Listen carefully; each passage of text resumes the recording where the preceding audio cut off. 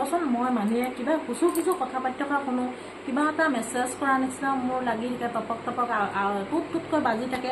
ৰচোন দে তাইক এবাৰ চাই আহোঁ, তাই পঢ়িছেনে নাই। ৰচোন চাই আহোঁগৈ। কি পঢ়িছা মানে? জিঅ'গ্ৰাফী। হাতত কি আছে চোন? মোবাইলটো কিয় আনিলা তাৰপৰা? ৰ'বচোন কিয় আনিলা চাওঁ। আজি মই তোৰ 12 বজাই আছোঁ, ৰ'দত পানীকে পানী হৈ আছে আজি। একো নাই দিয়া, মোবাইলটো পঢ়ি আছোঁ মই অনলাইন ক্লাছত মোবাইলৰ পৰা।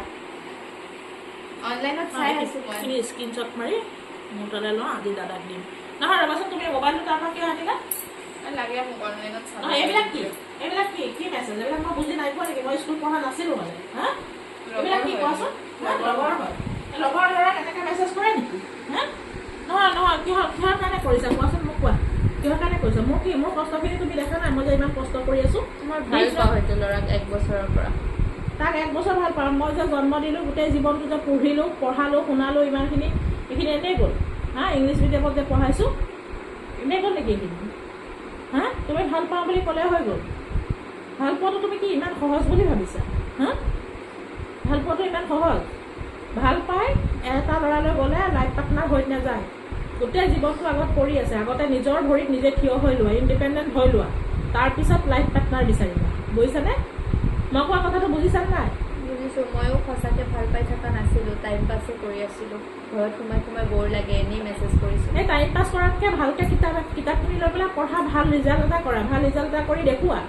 দেখিছা আনৰ ছোৱালীবিলাক নিউজ লাইভত এইবিলাকত দেখি থকা নাই? ল'ৰা ছোৱালীবিলাকে কিমান হেৰি কৰিছে, কেনেকুৱা ৰিজাল্ট কৰিছে, ভাল ৰিজাল্ট কৰিছে। পঢ়ি শুনি ডাঙৰ মানুহ হোৱা। মই যিখিনি কষ্ট কৰিছোঁ তাৰ ফল দিয়া, তাৰ ফলটো পাবৰ কাৰণে মই তোমাৰ লগত ইমান কষ্ট কৰি আছোঁ। আৰু এইবিলাক নাপায় ন? এইবিলাক কি কৰিছা কোৱাচোন? তুমি ভাবিছা নেকি? হা তুমি ভাল পাইছা, ভাল পোৱাৰ বহুত পদ্ধতি আছে জানানে?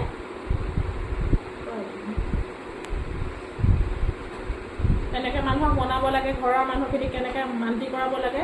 আমাৰ এই ভিডিঅ'টোৰ জৰিয়তে আপোনালোকে আমি কিয় ক্ৰিয়েট কৰিছোঁ আপোনালোকে বহুতে গম পাইছে, আৰু আপোনালোকে গোটেই ষ্টৰিটো চাইছেই। মই এই ষ্টৰিটোৰ জৰিয়তে নৱপ্ৰজন্ম মোৰ লগৰীয়াখিনিক এইটোৱে এডভাইচ দিব বিচাৰিছোঁ, মোৰ নিচিনা ভুল তোমালোকে নকৰিবা। ফোন চোৱাটো বেয়া নহয়। বহুত ভাল ইউজত গুড ইউজত আমি ফোনটো ইউজ কৰিব পাৰোঁ। ষ্টাডি মেটাৰত বা কিবা কিবি বহুত পাৰপ'জ আছে ন ফোনটো ইউজ কৰা। এইবিলাক বেয়া কথাত আজিকালি মেছেজ চবেই কৰে, বয়ফ্ৰেণ্ড কাৰ নাই, চবৰে আছে। কিন্তু ভাল পালোঁ বুলিয়ে যে কাৰোবালৈ আমি গুচি যাব লাগিব, এইটো উচিত নহয়। ভাল পাই কোনোবা দাদা, ঘৰত কিমান মানুহ থাকে, ঘৰৰ নাথাকিলেও ফেমিলি থাকে ন, ৰিলেটিভছবোৰক আমি ক'ব পাৰোঁ। আহি ঘৰত লাগিলে আমি এবাৰ চেষ্টা কৰিব পাৰোঁ সিহঁতক বুজাবলৈ, সিহঁতক বুজি পাই নাই। গুচি গ'লেতো পেৰেণ্টছৰো বেয়া, আমাৰ নিজৰ বেয়া, আমি নিজেও সুখী হৈ থাকিব নোৱাৰোঁ। ল'ৰা এটা ভাল পাইছোঁ দুদিনৰ কাৰণে। আৰু চোৱা এটা কথা, 18 বছৰ হ'ল বুলিয়ে আইনৰ চকুত তুমি ডাঙৰ হৈ গ'লা, কিন্তু আমাৰ চকুত তুমি ডাঙৰ হোৱা নাই জানানে? আইনৰ চকুত হৈছে ডাঙৰ, মই বুজি পাইছোঁ মা, কিন্তু তুমি মোৰ চকুত তুমি সদায় সৰু হৈ আছা। তুমি জানিছানে? তুমি নিজৰ কাপোৰকেইটা ভালকৈ ধুব নাজানা যি ছোৱালী।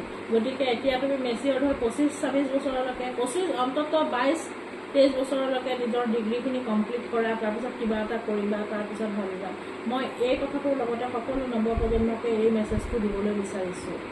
আপোনালোকে নিগেটিভভাৱে নল'ব, পজিটিভলি ল'ব। সকলোৱে কেনেদৰে লয় মই নাজানো। মই মোৰ যিখিনি কথা ক'ব লাগে মই সেইখিনি কথা আপোনালোকলৈ এটা মেছেজে দিছোঁ। সমাজত হৈ থকা কিছুমান ঘটনা মই আপোনালোকৰ ওচৰলৈ আগবঢ়াম। আমি দেখি জানি শুনি এইটো ভিডিঅ'টো বনাইছোঁ, আৰু আপোনালোকে কোনো বেয়াভাৱে নল'ব। কেনেকুৱা পালে জনাব কমেণ্ট কৰি। Thank U.